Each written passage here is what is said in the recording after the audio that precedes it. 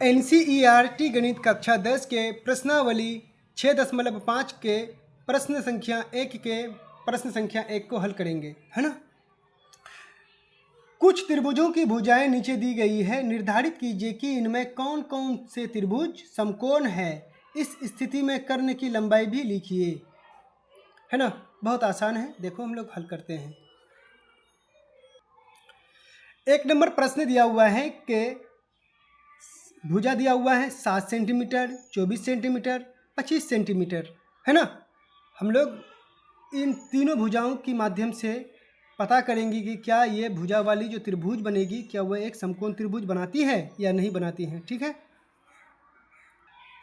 इस प्रकार से भुजा दिया हुआ है 7 सेंटीमीटर, 24 सेंटीमीटर और 25 सेंटीमीटर। क्या ये एक समकोण त्रिभुज की भुजाएं हैं, ठीक है। तो समकोण त्रिभुज का क्षेत्रफल याद होनी चाहिए, पता होनी चाहिए। समकोण त्रिभुज का क्षेत्रफल क्या होता है।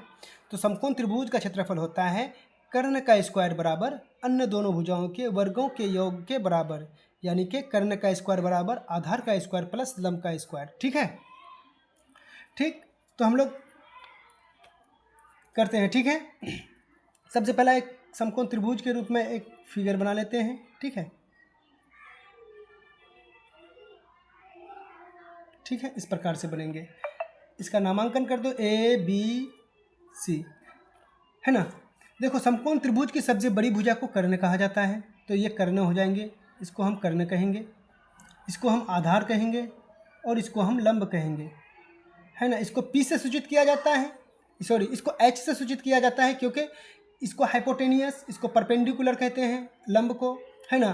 तो इसको इसलिए P से, और इसको बेस, है ना, इसलिए इसको B से सूचित किया जाता है, ठीक है।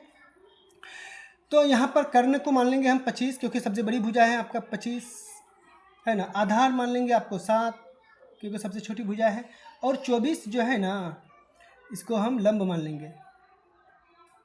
तो चलो, समकोण त्रिभुज का क्षेत्रफल होता है, हम यहाँ लिख देते हैं समकोण त्रिभुज का क्षेत्रफल। समकोण त्रिभुज का क्षेत्रफल होता है कर्ण का स्क्वायर, कर्ण का स्क्वायर बराबर आधार का स्क्वायर प्लस लंब का स्क्वायर, है ना। कर्ण का स्क्वायर बराबर आधार का स्क्वायर प्लस लंब का स्क्वायर, है ना। तो कर्ण का वैल्यू यहाँ पर हम लिख देंगे, कर्ण बराबर हो जाएंगे आपका 25 सेंटीमीटर, है ना। आधार बराबर हो जाएंगे आपका 7 सेंटीमीटर और लंब हम मान लेंगे इसको 24 सेंटीमीटर, ठीक। तो समकोण त्रिभुज का क्षेत्रफल क्या होता है, कर्ण का स्क्वायर बराबर आधार का स्क्वायर प्लस लंब का स्क्वायर, है ना। तो कर्ण का वैल्यू 25 सेंटीमीटर का होल स्क्वायर बराबर आधार का वैल्यू आपका 7 सेंटीमीटर का होल स्क्वायर और प्लस लंब का वैल्यू आपका 24 सेंटीमीटर का होल स्क्वायर, है ना। तो 25 सेंटीमीटर गुना इसके ऊपर 2 है, स्क्वायर है इसलिए इसको 2 बार गुना कर देंगे। 25 सेंटीमीटर गुना 25 सेंटीमीटर बराबर 7 सेंटीमीटर गुना 7 सेंटीमीटर प्लस 24 सेंटीमीटर गुना 24 सेंटीमीटर, है ना। जैसे जैसे है वैसे वैसे कर देंगे। 25 के ऊपर स्क्वायर है तो 25 2 बार गुना कर दिए, बराबर है बीच में बराबर कर दिए। 7 सेंटीमीटर के ऊपर स्क्वायर है तो इसको भी 2 बार गुना कर दिए। 24 सेंटीमीटर के बीच में प्लस है तो प्लस कर दिए, फिर 24 सेंटीमीटर के ऊपर स्क्वायर है तो इसको भी 2 बार गुना कर दिए, ठीक है। तो अब देखो, 25 को 25 से गुना करोगे 525, है ना। सेंटीमीटर गुना सेंटीमीटर, सेंटीमीटर स्क्वायर। 7 को 7 से गुना करोगे 7 7 49, है ना, प्लस 24 को 24 से गुना करोगे ये हो जाएंगे आपको 476 सेंटीमीटर स्क्वायर, है ना।